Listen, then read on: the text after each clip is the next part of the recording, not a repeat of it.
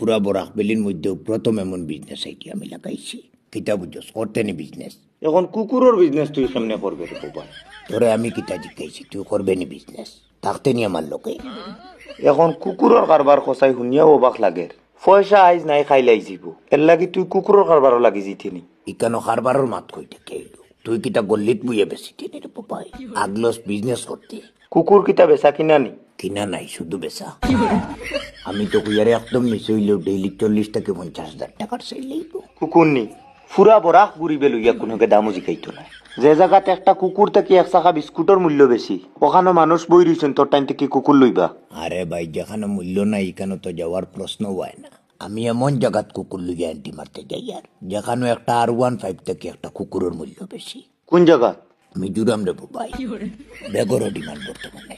মাত্র 1 সপ্তাহ লাগবো কোটিপতি হইতে। কিতা বুঝছস, করতে নি বিজনেস।